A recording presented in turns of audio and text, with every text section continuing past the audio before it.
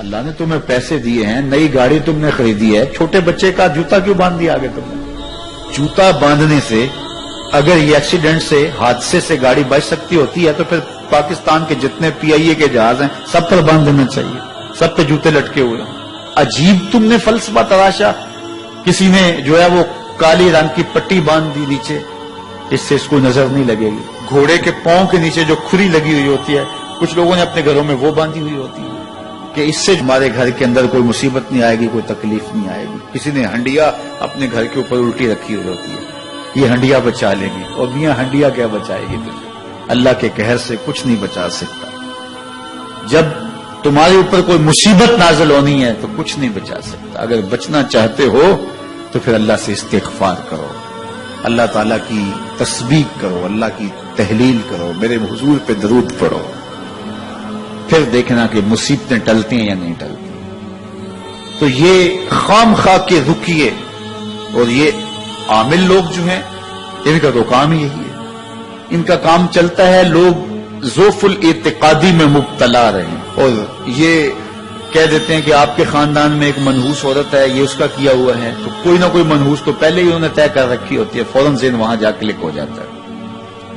اس کا نون سے نام شروع ہوتا ہے، اس کا کاف سے نام شروع ہوتا ہے، اس کا جیم سے نام شروع ہوتا ہے، تو پورے خاندان میں کسی کا نام کاف، نون یا جیم سے تو شروع ہوتا ہی ہوگا، یا دوستوں میں، تو فوراً ذہن جو ہے ادھر منتقل ہو گیا۔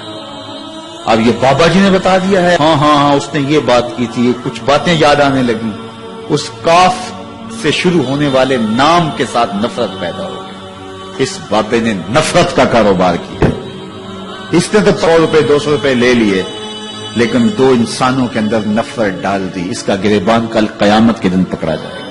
ان ملنگوں کے پاس، ان ذوف الاعتقادی کو پھیلانے والوں کے پاس کبھی نہ جاؤ۔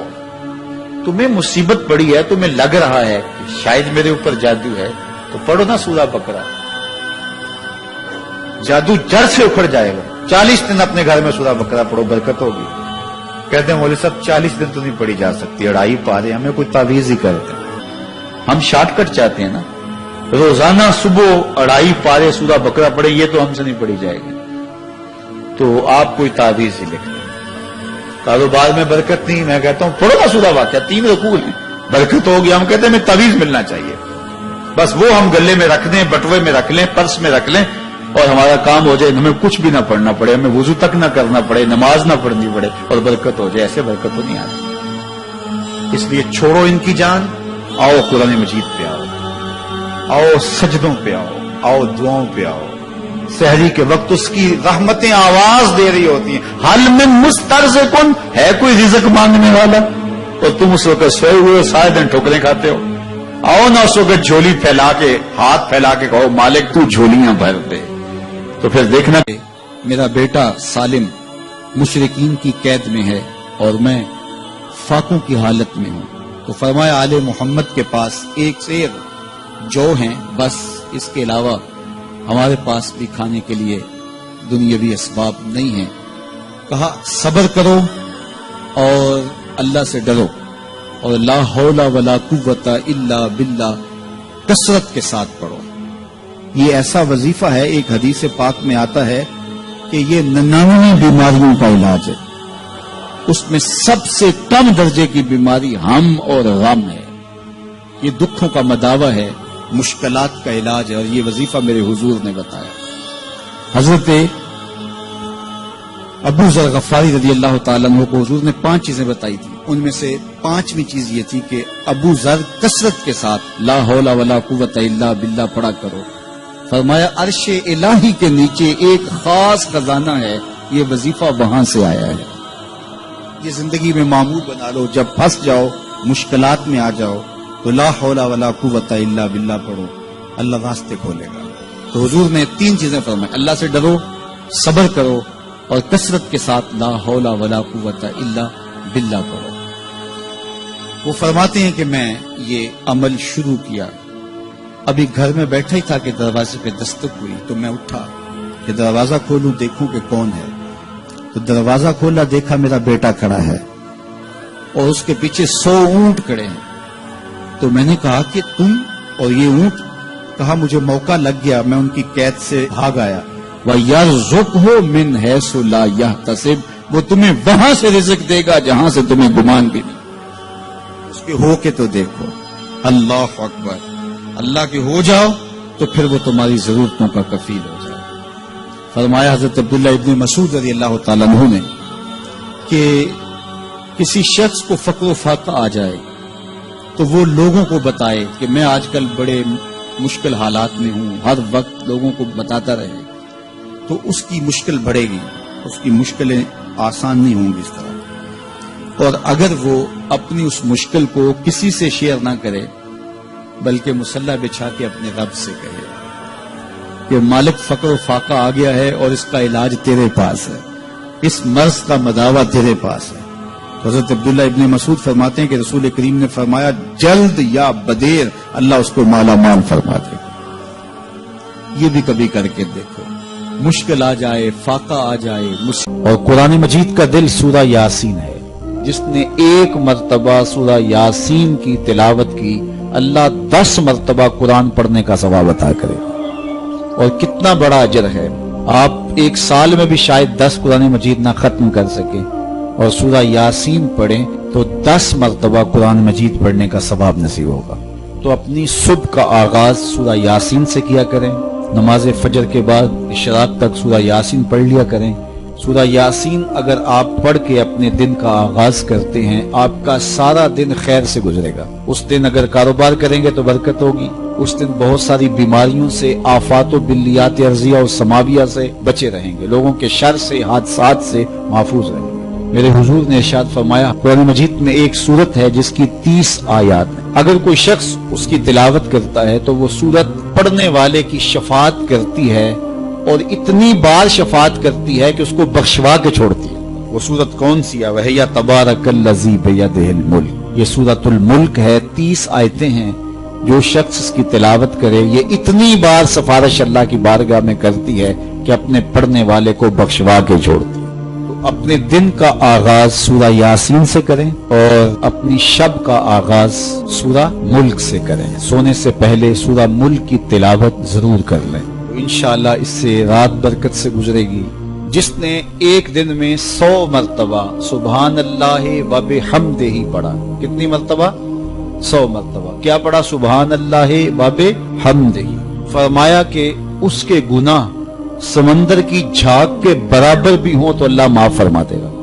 تو یہ اپنے وظائف میں شامل کر لیجئے، سبحان اللہ و بحمدہ۔ اور حدیث بخاری ہے کہ 2 کلمے ایسے ہیں جو اللہ کو محبوب ہیں اور زبان پر مشکل نہیں، زبان پر بڑے آسان ہیں، اور جب میزان پہ رکھے جائیں گے تو پلڑے کو جھکا دیں گے، بڑے بھاری ہیں میزان پہ۔ وہ 2 کلمے یہی ہیں، سبحان اللہ و بحمدہ، سبحان اللہ العظیم۔ تو اگر اس کو 100 مرتبہ روزانہ پڑھے تو سمندر کی جھاگ کے برابر بھی گناہ ہو تو اللہ معاف فرما دیتا ہے۔ اللہ فرماتا ہے ما یفعل اللہ بعذابکم، وہ تمہیں عذاب دے کے کیا کرے گا؟ ذرا لہجہ دیکھیے، ذرا انداز، ما یفعل اللہ بعذابکم، وہ تمہیں عذاب دے کے کیا کرے گا؟ تم اس کی مخلوق کو اپنے دستے قدرت سے اس نے تمہیں بنایا ہے، تو وہ تمہیں عذاب دے کے کیا کرے گا؟ اس کی ضرورت نہیں ہے کہ تمہیں عذاب دے، نہ اس کی چاہت ہے کہ تمہیں عذاب دے، کوئی خود چھلانگے لگائے تو اس کی مرضی۔ فرمایا کہ ما یفعل اللہ بعذابکم، وہ تمہیں عذاب دے کے کیا کرے گا؟ ان شکرتم وآمنتم، اگر تم شکر ادا کرو اور ایمان لاؤ تو وہ تو قدردان ہے جو کوئی اس کا شکر کرتا ہے اور جو اس پر ایمان لاتا ہے۔ تو اللہ اس کے لیے عذاب نہیں رکھا، اس کے لیے رحمتیں رکھی ہوئی ہیں۔ تمہیں دستے قدرت سے بنایا ہے اور وہ تمہیں خوش دیکھنا چاہتا ہے، تمہیں خوشحال دیکھنا چاہتا ہے، تمہیں سرشار دیکھنا چاہتا ہے، تمہیں نہال دیکھنا چاہتا ہے، تمہاری زندگی کو خوشگوار دیکھنا چاہتا ہے۔ تم نے اپنے آپ کو خود اپنے اعمال کی وجہ سے مصیبتوں میں ڈالا ہے، تو کہا شکر کرنے کی عادت ڈال لو، دیکھنا پھر اللہ تعالیٰ جل شانہ کی رحمتیں تمہارے اوپر کس طرح اترتی ہیں، اس کی نوازشیں تمہارے اوپر کیسے برستی ہیں۔ توکل اگر ہم سیکھ جائیں تو توکل ایک ایسی دولت ہے کہ جو خوشحال زندگی کی ضمانت بنتی۔ جب ہم اللہ پر توکل نہیں کرتے اور ہم سمجھتے ہیں یہ سب کچھ ہماری محنت کا نتیجہ ہی ہوگا، اور نتیجہ جب نہیں آتا تو پھر ہم بے چین مضطرب ہو جاتے ہیں، اور جب ہم اس پہ توکل کر لیں تو پھر ہمارا صرف اتنا ہی کام ہے کہ میاں ہم یہ کام کر رہے ہیں، بس یہ حکم، ہم بیج بو رہے ہیں، بس یہ حکم ہے اور بو رہے ہیں، باقی اس پہ بھروسہ ہے، یہ کام اس کا ہے کہ اس نے اس کو اگانا ہے، اس کے اوپر پھل لگانے ہیں۔ تو جب اس پہ توکل ہو جائے تو بندہ سوکھا رہتا ہے، ورنہ بندہ مشکل میں مبتلا ہو جاتا ہے۔ بسا اوقات ایسا ہوتا ہے کہ بندہ ایک منصوبہ تیار کرتا ہے، اس کا عملی نتیجہ اس کو سامنے نظر آ رہا ہوتا ہے، لیکن نتیجہ بالکل الٹ جاتا ہے۔ سید علی المرتضیٰ فرماتے ہیں میں نے اپنے ارادوں کی شکست سے ہی اپنے رب کو پہچانا ہے، کہ میں ایک منصوبہ تراشتا ہوں کہ یہ اور یوں ہوگا اور وہ ہونا چاہیے، لیکن نتیجہ وہ نہیں آتا، تو کوئی طاقت ہے اس کا جو نتیجہ بدل دیتی ہے۔ تو بندہ اس طاقت پہ یقین کرتے، اس پہ توکل کر کے جو ہے وہ اس پہ بھروسہ کر لے تو زندگی سوکھی ہو جاتی ہے۔ مغرب میں جو اللہ پر یقین نہیں رکھتے وہ خودکشی کر لیتے ہیں کہ یہ کیوں ہو گیا، ایسا نہیں ہونا چاہیے تھا، لیکن ہم خودکشی اس لیے نہیں کرتے، ہم کہتے ہیں میرا رب جس طرح چاہے اس طرح ہی ہوتا ہے، جو اس نے طے کیا ہوا ہے وہ کر کے رہتا ہے، اس لیے تم اس پہ توکل کر لو اور اس پہ بھروسہ کرو۔ حضور علیہ الصلوۃ والسلام نے فرمایا لو انکم توکلون علی اللہ حق توکلہ، اللہ پر توکل کرنے کا جو حق ہے اگر تم وہ ادا کر دے تو فرمایا اللہ تمہیں ایسے رزق عطا کرے جیسے پرندوں کو عطا کرتا ہے۔ ہمارا تو کاروبار ہے، یہ فیکٹری ہے، یہ دکان ہے، یہ ہماری نوکری ہے، ہم نے یہاں سے کمائی کرنی ہے۔ پرندوں کا کوئی کاروبار نہیں ہوتا، کوئی نوکری نہیں ہوتی، کوئی ٹھیا، کوئی اڈا نہیں ہوتا جہاں جا کے انہوں نے رزق کے لیے کوئی آغاز کرنا ہوتا ہے، بلکہ حضور نے فرمایا تغدو خماسا وتروح بطانا، جب وہ صبح گھر سے نکلتے ہیں تو خالی پیٹ نکلتے ہیں اور انہیں کوئی اپنی منزل کا تعین نہیں ہوتا، جدھر خیال آیا اڑ گئے ادھر، لیکن کبھی ایسا نہیں ہوا کہ شام کو خالی پیٹ واپس آئے ہوں، کہا وہ پیٹ بھر کے آتے ہیں۔ باہو بولے بن توکل پنچھی اڑ دے، خرچ نہ پلے زیرا ہو، جب گھر سے اڑتے ہیں تو ان کے پلے نہ کوئی خرچ ہوتا ہے، نہ راس المال ہوتا ہے، نہ کوئی اوزار ہوتے ہیں، نہ کوئی ہتھیار ہوتے ہیں، کچھ بھی نہیں ہوتا، یوں ہی گھر سے نکلتے ہیں، کبھی بھی خالی پیٹ نہیں آئے۔ فرمایا اگر اللہ پہ پرندے توکل کر لیں تو اللہ اسے بھی عطا کرتا ہے، تم توکل کرو گے تو تمہیں عطا نہیں کرے گا۔